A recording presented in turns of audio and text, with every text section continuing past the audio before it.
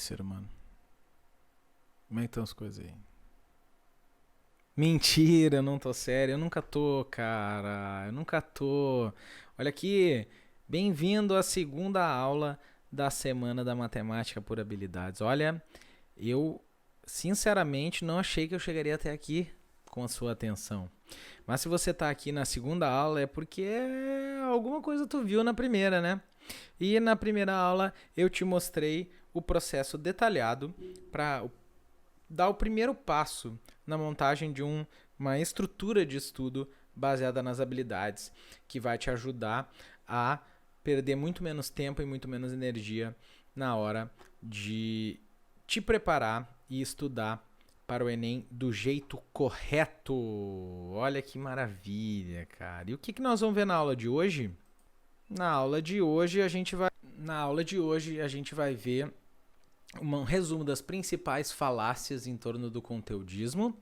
Depois eu vou te mostrar na prática que o estudo baseado por conteúdo e blocado, ou seja, separado, sem contextualização, é um estudo que é ineficaz e debilitante.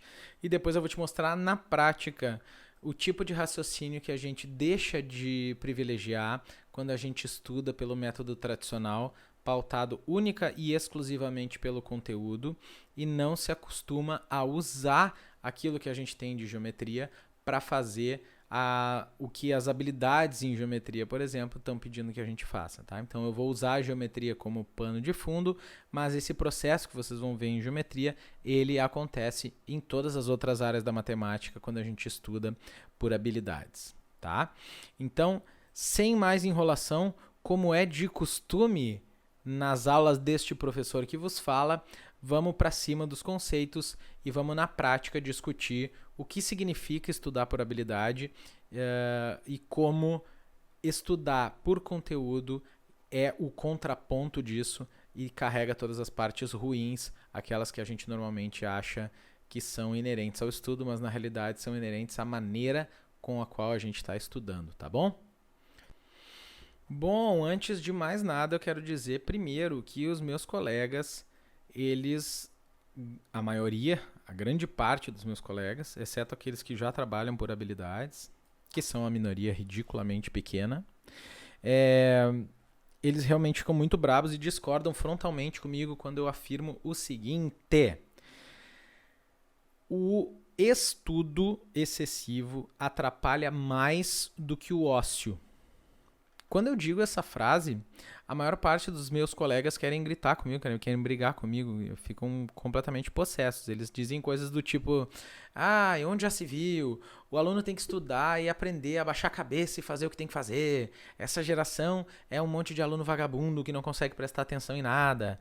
Alguém tem que ensinar para esses caras que estudo é difícil, tem que ter dedicação mesmo, tem que abrir mão de vida social, tem que baixar a cabeça e estudar horas e horas e horas e horas a fio. Os melhores alunos que eu tive eram aqueles que faziam tudo o que tinha que ser feito, independentemente de tempo, não tinham lazer e faziam tudo, e por isso foram muito bem. Essa leitura, na minha singela opinião e a partir de tudo que eu observei ao longo dos meus 13 anos de carreira, é uma leitura totalmente distorcida da realidade. Esses alunos não são bons porque fazem todas as coisas, porque abrem mão de vida social e de descanso e estudam várias horas por dia.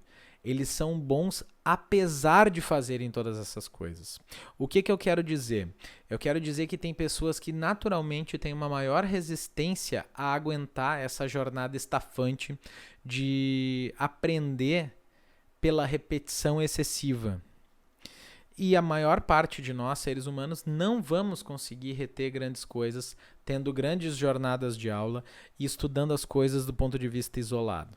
Tá?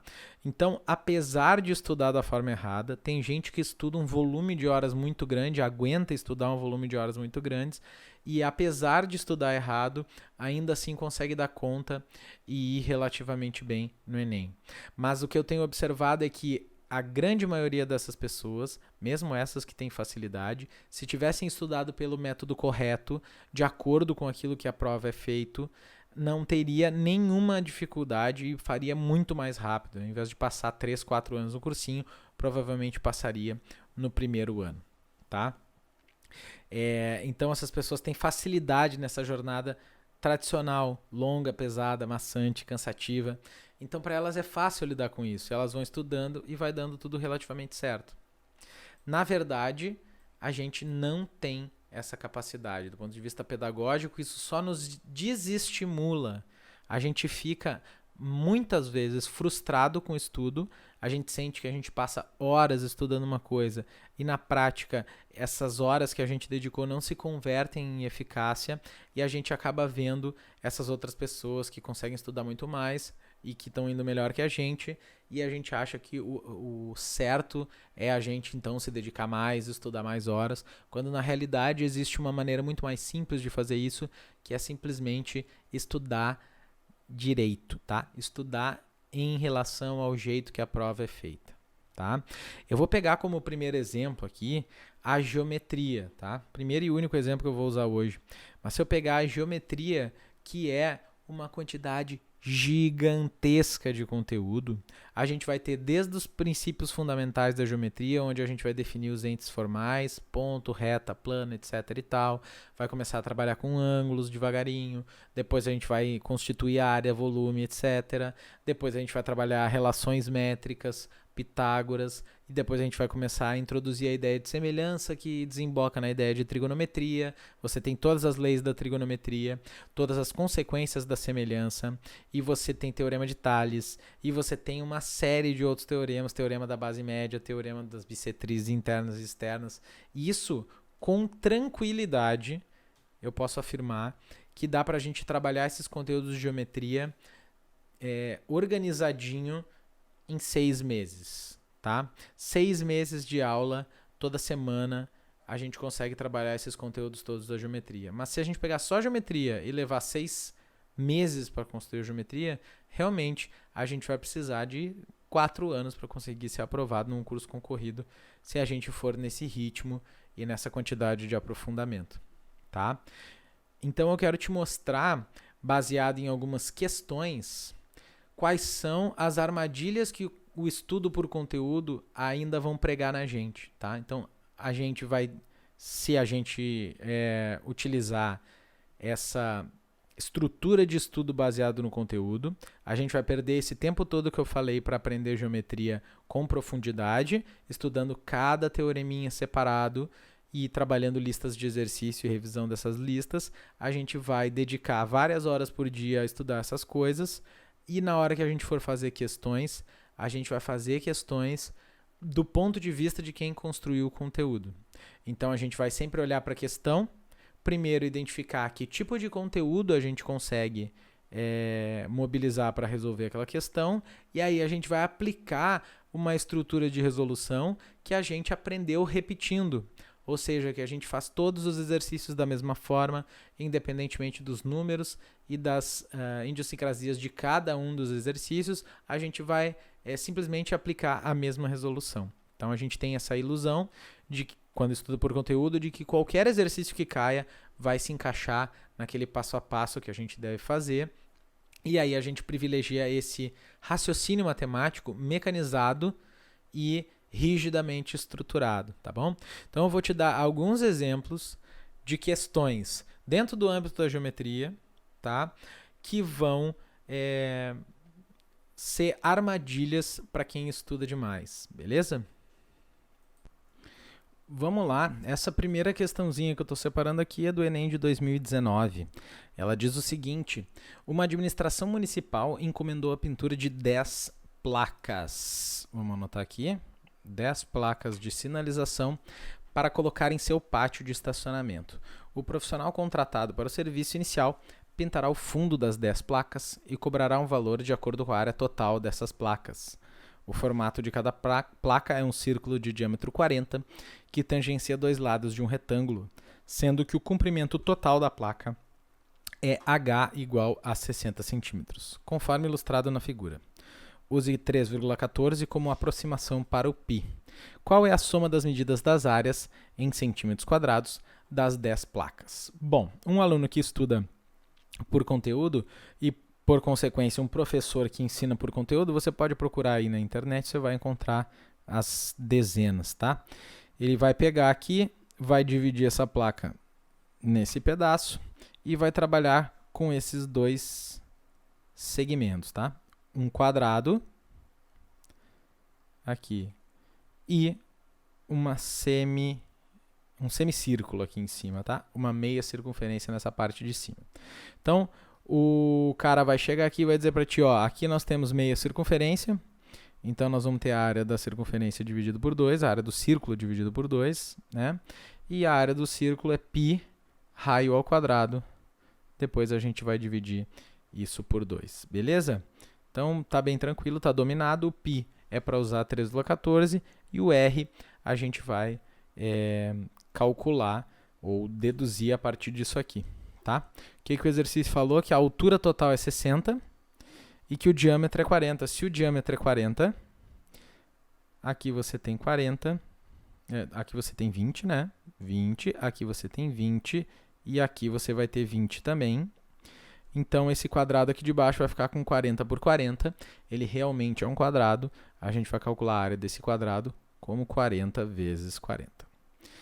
Maravilha! E o raio vai ser justamente o 20, né? Já vou substituir aqui na minha formulação. Vou botar em azul mesmo, 20 ao quadrado. Olha que maravilha. Se a gente fizer esse cálculo aqui, a gente vai ter 16 com 2 zeros. E aqui a gente vai ter... corta aqui, vai ficar 10 vezes 20, 200π.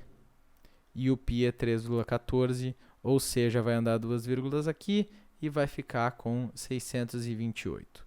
Quando a gente somar essas duas coisas, a gente vai ter 2,228, certo? 2,228, a soma dessas duas partes. E aí a gente pega isso aqui e multiplica por 10 para chegar na área total das 10 placas. Olha que maravilha! Marcamos aqui a nossa maravilhosa, incrível e sensacional letra B. Olha que bacana, olha que bonito que é essa resolução. Ela está toda baseada no conteúdo. Então, a primeira coisa que eu fiz foi olhar para o exercício e pensar, bom, esse aqui é um exercício como outros 700 exercícios que eu fiz naquela listinha de áreas, onde eu estudei cada fórmula de área separada e depois eu resolvi 1 milhão de exercícios, um do lado do outro. Tá? Quando a gente estuda dessa forma, a gente deixa passar uma série de argumentos, tá? Uma série de estruturas. E uma das coisas que a gente aprende quando começa a estudar o Enem a fundo é que as alternativas, elas são propostas, tá? São propostas de solução para aquele problema.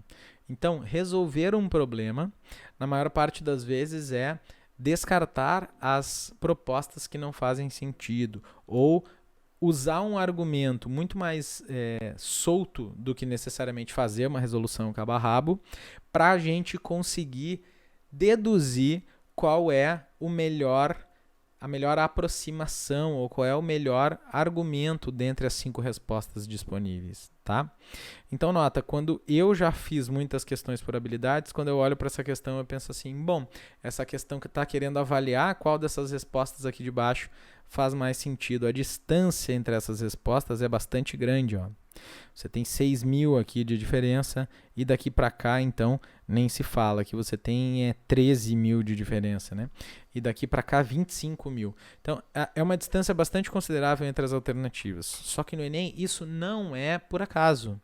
Essas alternativas estão aqui justamente com essa distância para privilegiar quem tem um raciocínio matemático menos engessado. O que eu estou querendo dizer é muito mais razoável que você olhe para essa figura e pense o seguinte, ó, se eu considerar que a placa é um retângulo completo, eu vou estar cometendo aqui um erro, tá certo?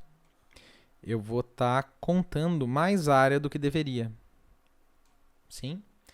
Só que como a gente não está produzindo essa resposta do zero, a gente está avaliando se as respostas que o Enem propõe ali fazem sentido ou não. Então, o nosso erro, ele está basicamente nesses dois pedacinhos que eu pintei de vermelho aqui. E você nota que esses dois pedacinhos têm, em relação ao todo, um peso bastante pequeno. E o que eu vou fazer então? Eu vou fazer a conta como se esse retângulo aqui tivesse 40 por 60. A área do retângulo vai ser 40 vezes 60. 4 vezes 6, 24 com 2 zeros. Ó, se eu fizer o cálculo com esse valor, eu vou estar cometendo um errinho que vai ser multiplicado por 10 agora. A gente multiplica por 10 porque são 10 placas. A gente fica com 24 mil. E se você olhar nas respostas, automaticamente, eu estou cometendo erros para cima, automaticamente a gente vai descartar as 3 respostas de baixo. A gente fica com as 2 primeiras. E das 2 primeiras, qual das 2 faz muito mais sentido? Quando você olha o quanto que essa partezinha vermelha vale da placa toda. Pô, eu não vou tirar 1/3 da placa toda, eu vou tirar muito menos. Então, a única resposta que faz sentido é o B, porque a A está a 8 mil de distância e 8 mil é 1/3 dos 24 mil. Entende? Esse tipo de raciocínio a gente não consegue alcançar quando a gente não estuda por habilidades. Quando a gente estuda só conteúdo, a gente fica cego para esse tipo de solução. E quando você vai ver isso a longo prazo e numa prova grande como é a prova do Enem, isso vai fazer muita diferença no teu rendimento, mas especialmente vai fazer muita diferença no teu estudo. Porque para ter essas ideias, tu precisa muito mais estar em contato com resoluções que tenham ideias disruptivas como essa, do que exercitando o cálculo de área sempre do mesmo jeito, sempre da mesma forma, 1 milhão de cálculos um atrás do outro, tá? Essa é só a primeira questão que eu quero te mostrar, mas eu ainda tenho várias outras onde este mesmo tipo de raciocínio acontece. E lembra, eu estou fazendo um recorte pequeníssimo, eu estou olhando só para dentro da geometria para a gente estudar o que cada uma das questões está pedindo. Então, vem comigo que os próximos exemplos são ainda mais impactantes. A próxima questão que eu vou te mostrar, ela é do Enem de 2013. Ela diz o seguinte: em um sistema de dutos, 3 canos iguais de raio externo 30 cm são soldados entre si e colocados dentro de um cano de raio maior de medida R maiúsculo. Para posteriormente ter fácil manutenção, é necessário haver uma distância de 10 cm entre os canos soldados e o cano de raio maior. Essa distância é garantida por um espaçador de metal, conforme a figura. Aí você tem a figura representando tudo isso. Utilize 1,7 como aproximação para a raiz de 3. Qual é o valor de R maiúsculo em centímetros? Maravilha. Eu sou agora, nesse momento, um aluno que estudou por conteúdo, ou, o pior de todos, um professor que ensinou só conteúdo, né? Eu vou chegar aqui e vou dizer, ó, lembra que o senhor fala sempre para vocês o seguinte: quando você tem círculos tangentes, você sempre unem os centros destes círculos para ter uma figura bonitinha. Deixa eu ver aqui porque que o... eu não liguei. Deixa eu fazer de novo. Vocês unem os centros dessas figuras para terem um triângulo bonitinho aqui, usando esses pontos, tá? Aí você que é um aluno de conteúdo, eu vou te dizer, ó, é importante você lembrar que esse ponto aqui, ele tá sobre, ele aponta, né, do apótema aqui do triângulo equilátero, né? Esse é um triângulo equilátero de lado 60, porque você vai ter 30 aqui, 30 aqui, 30 aqui, 30 aqui, 30 aqui, 30 aqui. Então, esse apótema aqui, ó, esse AP, ele é 1/3 da altura. E o resto aqui, ó, desse pedaço, esse pedaço que eu estou pintando de laranja aqui em cima, ele vai ser os outros 2/3, tá? Então, a gente vai ter aqui, ó, nessa partezinha, a gente vai ter 2/3 da altura. Deixa eu pegar aqui. Ó, 2/3 da altura do triângulo equilátero. Depois, até aqui, a gente vai ter um raio, né? Então, aqui nós vamos ter um raio pequeno, um raio de 30. E até aqui em cima, mais 10, tá? Então, você vai ter aqui mais 10. Tá bem? Então, se você olhar essa resolução, porra, tá maravilhosa. Você tem tudo aqui que a gente deveria ter estudado, né? Essa relação dos 2/3 da altura. Aí você vai ter que lembrar que a altura do triângulo equilátero é lado, que é 60, raiz de 3 sobre 2, né? Olha que espetáculo! Você vai usar o raiz de 3 que o exercício mandou usar aqui. Cara, essa resolução que o Enem queria de mim, né? Corta esse 2, corta esse 3, você vai ter 20. 20 vezes raiz de 3 vai ficar 20 vezes 1,7, o que dá 34. Mais 30, mais 10, você chega na resposta. Olha que legal essa resolução, velho. 74. Maravilha? Quando é que tu nota que o aluno está estudando errado? Quando ele começa a resolver a questão, como eu comecei aqui, sem olhar para as alternativas como parte do enunciado, tá? Isso é uma coisa muito importante que eu tenho para te ensinar. No Enem, as alternativas fazem parte da leitura da questão. Elas não são uma coisa que você só olha depois quando terminou de resolver o problema. As alternativas, elas são parte da leitura e o jeito que eu resolvo, muito em parte, depende das alternativas que o Enem me proporciona, tá bom? Como que se resolve o mesmo exercício se você é um aluno que estudou por habilidades? Se tu estudou por habilidades, tu vai olhar para essa questão e vai dizer, bom, eu tenho que usar o que quer que seja que eu tenha construído sobre geometria para conseguir avaliar essas respostas aqui de baixo. Ó. E para mim, parece que a primeira coisa que grita é o seguinte, se eu vier daqui de cima para baixo, ó, nós vamos ter 10 no primeiro pedaço, 30 no segundo e 30 no terceiro. E vai sobrar um pedacinho aqui embaixo, ó, que eu ainda não sei exatamente quanto vale. Mas eu sei que lá de cima até este ponto aqui, a gente já tem 70. Isso significa que as respostas A e B já não fazem sentido. E a gente tem que escolher entre as demais. Na própria escala do desenho, que não tem como estar deformado, porque circular é circular. Se isso aqui tivesse deformado, ficaria mais parecido com uma bola de futebol americano, né? A gente enxerga que esse pedacinho aqui ele é bem menor que aquele pedacinho que representa 10 lá em cima, tá? Então a gente sabe que não pode ter mais que 10 aqui nessa parte de baixo e, portanto, as alternativas D e E também não fazem sentido. A única alternativa que pode ser é a letra C. E nota que, ao resolver desta forma, eu estou plenamente alinhado com a competência na qual essa questão está considerada. Essa questão que é que eu avalie as coisas de acordo com aquilo que eu sei de geometria, que eu faço uma escolha entre essas propostas, usando todo e qualquer conhecimento geométrico que eu tenha. E o que eu estou usando aqui, além de seguir os dados que o exercício está me dando, é usar a ideia de proporção, a ideia de que a questão está desenhada em escala e que ela tem condição, a partir dos indícios que ela está me dando, de atalhar a resposta e não necessariamente ficar decorando 1/3 da altura, 2/3 da altura e aplicando uma fórmula resolutiva sempre rígida e sempre igual. A próxima questão que eu vou te mostrar é uma das questões que eu mais gosto de resolver, porque ela foi uma das primeiras questões onde eu consegui ver essa grande diferença entre essas duas formas de pensar a matemática para o Enem, tá?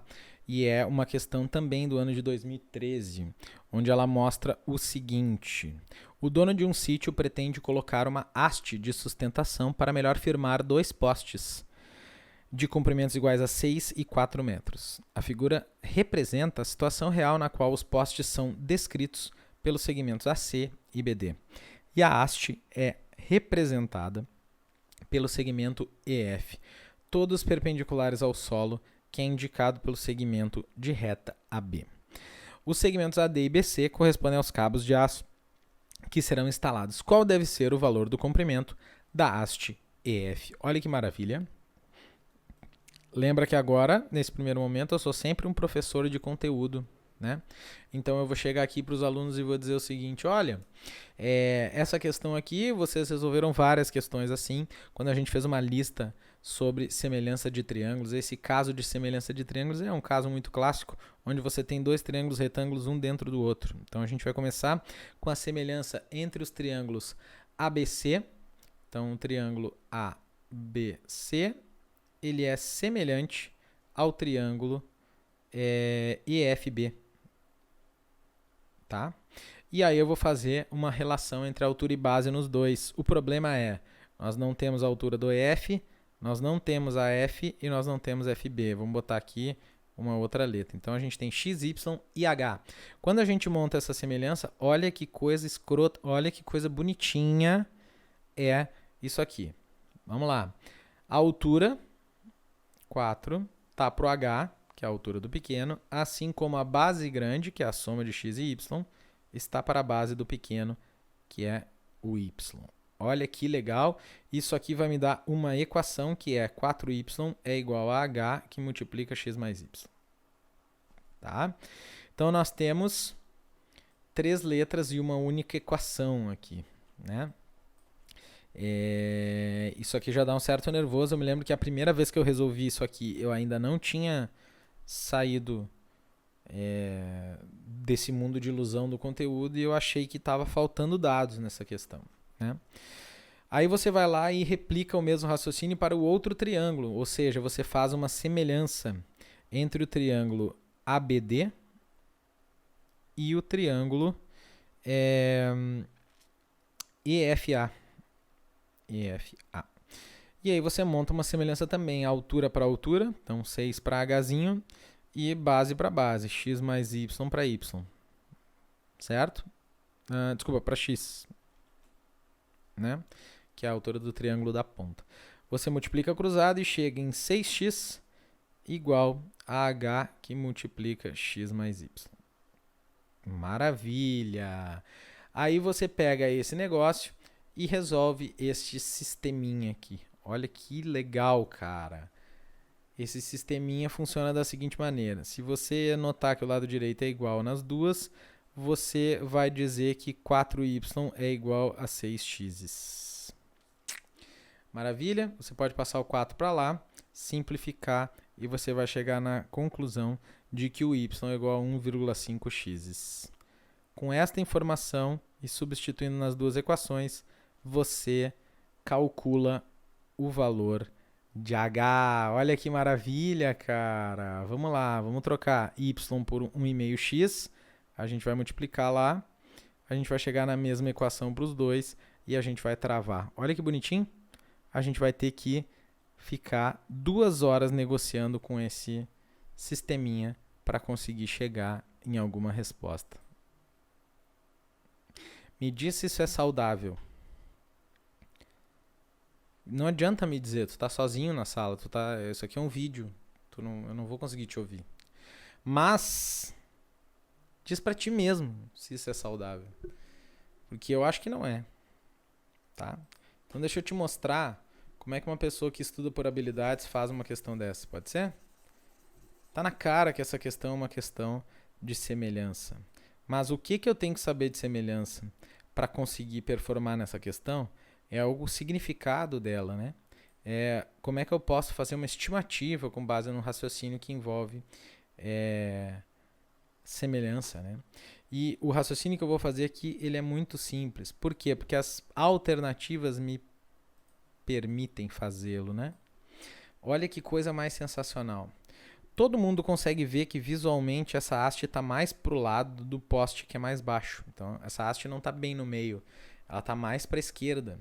Se você considerar o meio do caminho aqui, mesmo que seja no olho, ó, se você considerar o meio do caminho, você consegue traçar um raciocínio que faz completo sentido. Se eu estou aqui na altura 6 e lá na ponta eu chego na altura 0, quando eu estiver no meio do caminho, eu vou estar na altura 3. Se eu fizer o mesmo raciocínio para o outro triângulo, eu vou sair da altura 4 e do outro lado eu vou ter chegado na altura 0. Se eu parar no meio do caminho, eu vou estar na altura 2. Visualmente fica muito claro que a haste EF está entre 2 e 3. E isso é o suficiente para que a gente elimine a letra A, B, D e a letra E. A gente fica somente com a letra C. Eu quero que você pause o vídeo agora e me diga qual das duas soluções fazem mais sentido do ponto de vista do processo. É claro que você tem que estudar semelhança. É óbvio que você tem que saber fazer essas contas. Mas como é que você estuda isso? Não é pegando 180 exercícios iguais de semelhança e repetindo eles de tantas vezes que você não consegue mais fazer o exercício de semelhança que não seja montando conta. Você tem que saber usar a semelhança também para tecer um argumento, como se fosse convencer algum amigo teu que não precisa comprar 4 metros de haste para conseguir resolver esse problema, para conseguir botar esses 2 cabos de aço fixados na mesma haste, entende? Então você está usando semelhança, você está estudando semelhança, mas você não está estudando semelhança do jeito errado, do jeito demorado, do jeito mecanizado e rigidamente estruturado que a gente enxerga na maior parte dos modelos de ensino das escolas e dos cursinhos que tem por aí. A última questão que eu vou te mostrar, até porque paciência tem limite, eu começo a falar do jeito que as pessoas ensinam, eu começo a ficar me irritando, entendeu? Começo a ficar brabo. E eu não tenho por que ficar brabo, tô na minha casa, entendeu? Tô compartilhando, tô falando sobre a coisa que eu mais gosto, que é matemática, entendeu? Não tem por que eu me irritar. Mas eu me irrito. Então eu vou te mostrar essa última questão e a partir desses 4 exemplos que eu te mostrei, tu tira tuas conclusões, tá? Tu reflete aí sobre como tu tá estudando e aí me diz se tu tá estudando direito. Sim? Ou se tu tá... Crime inafiançável, tá? Se tu tá desperdiçando tua juventude. Olha aqui. 2016. Diz o seguinte a questão. Um marceneiro está construindo um material didático que corresponde ao encaixe de peças de madeira com 10 centímetros de altura e formas geométricas variadas, num bloco de madeira em que cada peça se posicione na perfuração com seu formato correspondente, conforme ilustra a figura. Então a gente tem um bloquinho ali com os buracos, né? E ele vai construir essas pecinhas para enfiar nesses buracos aqui. O bloco de madeira já possui 3 perfurações prontas, né? Uma de base quadrada de lado 4. Vamos desenhar aqui, eu já vou desenhar do lado aqui. Base quadrada de lado 4. Então você tem um bagulho aqui de 4x4, né? Deixa eu ver se vocês estão vendo sim. Depois, uma retangular de 3x4, então você tem um negócio aqui de 3x4, vou fazer um pouco mais fino aqui, mas mais ou menos da mesma altura, tá? Então você tem 4x3 e você tem já uma forma triangular de 6 e 8 de lado. Então, sei lá, vou botar assim e ver o que acontece. Tá? Triângulo equilátero ali de 6 e 8. Esse aqui parece o mais desgraçado deles, né? 6 e 8. 6 e 8. 6 e 8. Esse valor tá meio irritante, né? Falta realizar a perfuração de base circular. O marceneiro não quer que as outras peças caibam na perfuração circular e nem que a peça de base circular caiba nas demais perfurações. Para isso, escolherá o diâmetro do círculo que atenda a tais condições. Procurou em suas ferramentas uma serra-copo, broca em formato de círculo, né? Para perfurar a base em madeira, encontrando 5 exemplares diferentes, medidas de diâmetro, como mostra a figura. Aí você tem aqui 5 opções para fazer esse furo, tá bem? Considere 1,4 e 1,7 como aproximações para a raiz de 2 e raiz de 3, respectivamente. Para que seja atingido seu objetivo, qual dos exemplares da serra-copo o marceneiro deverá escolher? Ah, velho, nós vamos ter que fazer um cálculo aqui. Então, ó, para não entrar aqui tem que ser maior do que isso, né? Tem que ser maior do que este círculo aqui. E tem que ser menor do que este círculo aqui. Ai, meu Deus do céu. Ficou horrível. Deixa eu tentar aumentar isso aqui. Olha aí as benesses do quadro digital. Ó. Então, você faz esse raciocínio aqui para todas as figuras, né? O que é bastante estafante, né? você faz esse raciocínio, você coloca aqui, diminui, aí tu vai ter um mínimo, copia aqui, coloca lá. Mas nota que eu estou tentando chegar numa resposta sem levar em consideração as alternativas. Clássico. Isso aqui é clássico. E a mesma coisa você faz aqui, tá? Como eu não tenho tempo para perder, porque diferente de você, eu não sou jovem, né? Tenho aí uma vida desregrada no que diz respeito à alimentação há bastante tempo. Então eu não vou fazer esse raciocínio aqui, porque eu vou perder muito tempo da minha vida, né? Que já não tem grandes períodos pela frente. Então nota, se eu fizer todos esses cálculos aqui, necessariamente eu vou passar pelo uso da raiz do 3 e da raiz do 2. A raiz do 2 vai entrar no cálculo do quadrado, a raiz do 3 vai entrar no cálculo do triângulo equilátero com certeza absoluta. Tá bem? Mas na prática, o que tu precisa saber? Tu precisa saber muito pouco aqui, que é o seguinte. O triângulo, que é a peça mais complexa, ele pode ficar de fora do nosso raciocínio. Por quê? Porque essas duas peças sozinhas já conseguem restringir muito o nosso raciocínio. Tá bom? Então, nota. O meu diâmetro tem que ser superior a 4 para que a minha peça não entre aqui. Certo? Para a minha peça não entrar aqui, o diâmetro tem que ser superior a 4. Aí você elimina a alternativa número 1. Tá bom? E aqui, velho, nessa transversal aqui, tu que estudou Pitágoras vai ver que isso aqui é 3, 4, 5. Se o diâmetro for superior a 5, o retângulo vai entrar no buraco redondo. E isso também é proibido. Então, nota que todas as outras alternativas estão acima de 5. Você pode eliminar todas as outras 3 com esse argumento. E aí só sobra uma peça possível que respeita essas duas primeiras. Então, a terceira vai estar naturalmente respeitada quando você resolver as primeiras duas, que são muito mais simples, né? Então, a única broca possível de ser usada é a que está na letra B. Como que eu sei que dá para resolver dessa forma? Quando você olha um exercício onde você tem 5 alternativas numa proposta de intervenção na realidade, você já sabe que você está dentro de uma área na qual é importante você utilizar esse conhecimento geométrico para avaliar essas coisas, tá? E essa questão é uma questão da habilidade 9. Eu vou botar aqui para ti a habilidade 9, que é a última habilidade da competência 2, para tu conseguir raciocinar comigo o que essa questão pedia de nós, né? Ó, ela está pedindo para a gente utilizar conhecimentos geométricos de espaço e forma na seleção de argumentos propostos como solução de problemas do cotidiano. Entende? Então, não é para eu decorar coisas e sair fazendo conta. É para eu usar aquilo que eu tenho de geometria. Nesse caso, eu usei Pitágoras. Sim. Foi a única coisa um pouco mais elaborada que eu usei, porque no quadrado eu só olhei para a largura do quadrado. Para selecionar argumentos. Ó, essa primeira não pode ser e as outras 3 não pode ser também por conta do argumento do Pitágoras. Então, eu estou raciocinando do ponto de vista matemático. Certo? E dos 13 anos que eu estou em sala de aula, o aluno que mais estuda matemática mecânica é aquele que menos tem liberdade de raciocínio.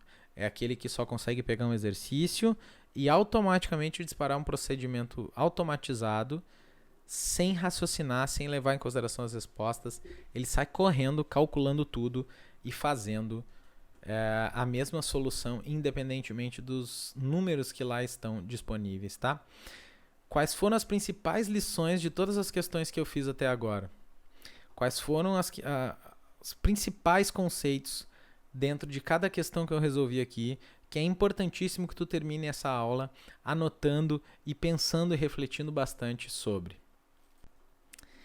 Primeira coisa importante, Não adianta estudar conteúdo se você não conhece as habilidades. Quando você estuda só conteúdo, você vira refém da estrutura conteudista e você só consegue reproduzir sempre o mesmo raciocínio, sempre da mesma forma. Se o exercício vem um pouquinho diferente, ele vira um inferno para você, porque você sempre faz a mesma coisa, sempre do mesmo jeito.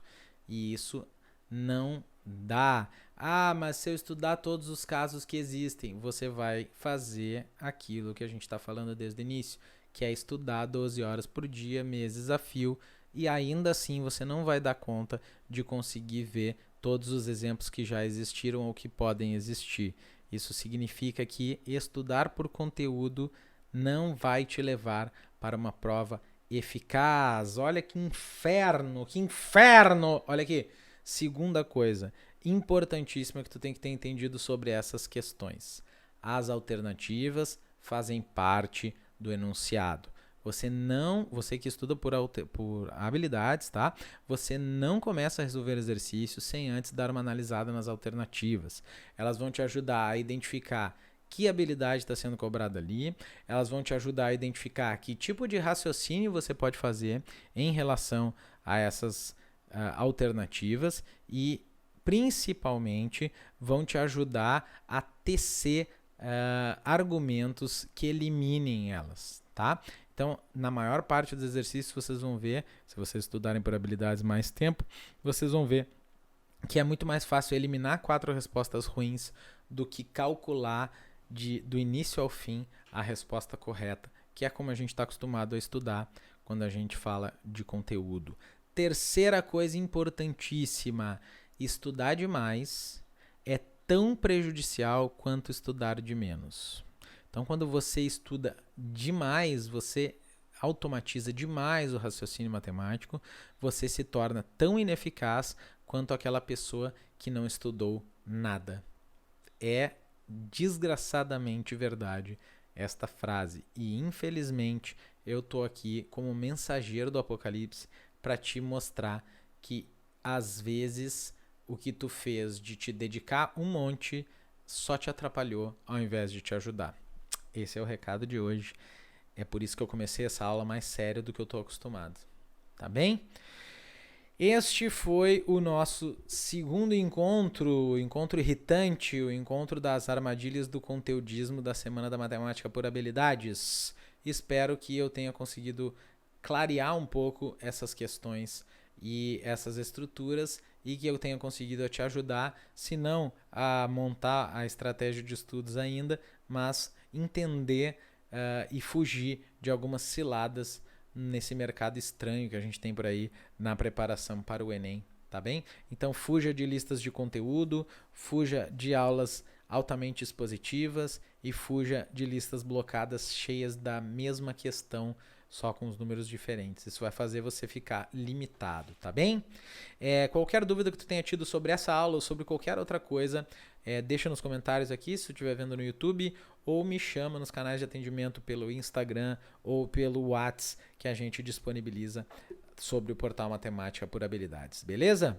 Espero ter te ajudado, muito obrigado pela tua atenção nesse vídeo e nos falamos no nosso próximo encontro. Até mais, tchau, tchau.